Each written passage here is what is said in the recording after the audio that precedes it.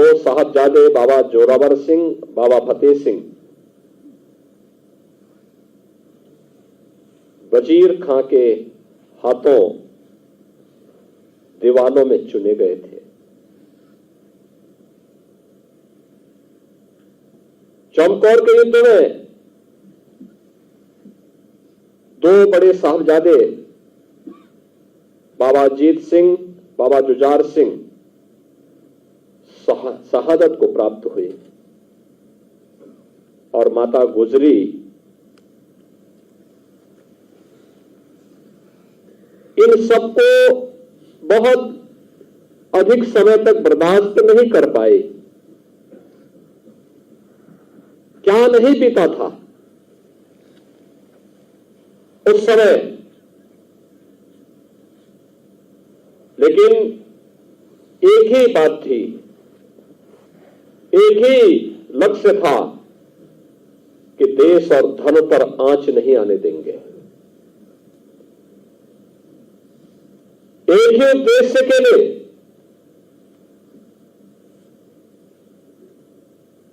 गुरु गोविंद सिंह जी महाराज के चार साहबजादों ने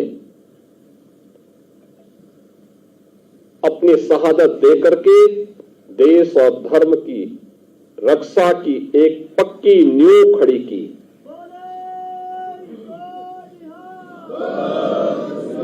जिस पर न केवल आज भी सिक्की पंथ बल्कि पूरा देश गौरव की अनुभूति करता है। भारत का हिस्सा है और भारत का शीश बना हुआ है, इसलिए क्योंकि हमारे गुरु तेग बहादुर जी ने अपना शीश देकर के इसकी कीमत चुकाई है।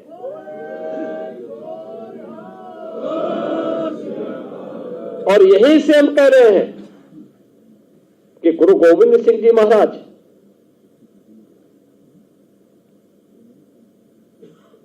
एक ऐसे पिता हैं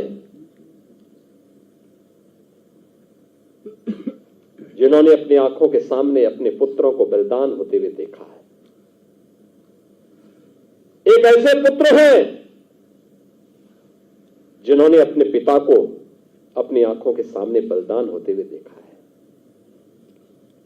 क्या उम्र है उस समय गुरु गोविंद सिंह जी महाराज की, जब पिता कश्मीर के लिए सिर दे रहा है, और क्या उम्र है जब बाबा जोरावर सिंह और बाबा फतेह सिंह देश और धर्म के लिए अपना बलिदान दे रहे हैं। 7 वर्ष और 9 वर्ष की उम्र क्या उम्र होती है, क्या उम्र होती है। बहनों और भाइयों, गुरु नानक देव जी से लेकर के गुरु गोविंद सिंह जी महाराज तक, 4 साहबजादों से लेकर के 5 प्यारों तक सिख गुरुओं का पूरा इतिहास देश और धर्म के लिए शहादत का इतिहास है। और ये इस बात के लिए हम सबको प्रेरित करता है कि इतिहास केवल एक कौम का नहीं है, इस देश का इतिहास है। एक नई प्रेरणा है पूरे भारतवासियों के लिए। जाति पाति का भेदभाव समाप्त हो। गुरु नानक देव जी ने शबद कीर्तन के लिए जो प्रेरणा दी, मिल बांट करके खाने के लिए जिस लंगर की शुरुआत को आगे बढ़ाया था, वह आज भी बनी हुई है और अनवरत रूप से उसका अनुसरण आज भी हर गुरुद्वारा कर रहा है। और यही गुरु परंपरा के प्रति श्रद्धा का ये भाव ही समृद्धि का कारण भी बनता है। किससे बढ़कर के हिंदुस्तान के लिए, हिंदू हो या सिख के, इन सब के लिए दूसरी प्रेरणा गुरु नानक देव जी से लेकर के गुरु गोविंद सिंह जी महाराज तक जो आदर्श इन सिख गुरुओं ने हम सब के लिए रखा है, वही हम सबको आगे बढ़ने के लिए एक नई ऊर्जा देगा। उन्हीं का आशीर्वाद हम सबकी प्रेरणा है और उस प्रेरणा से जब हम लोग आगे बढ़ेंगे काबुल होने से बच पाएंगे, तब बांग्लादेश होने से बच पाएंगे, तब किसी ननकाना साहब के लिए हमें आंदोलन या संघर्ष करने की नौबत नहीं आएगी, बल्कि स्वतःस्फूर्त भाव के साथ वो हम सबको प्राप्त होगा।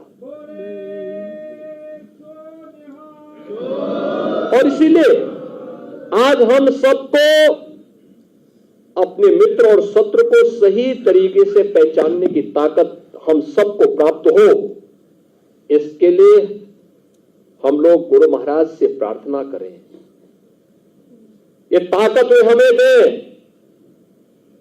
कौन वे लोग हैं जो देश की जुझारू कौम को, देश की इस समृद्ध कौम को, जिसने अपने स्वयं के सामर्थ्य से, अपने पुरुषार्थ से, अपने परिश्रम से एक मिसाल प्रस्तुत की है देश के सामने, दुनिया के सामने।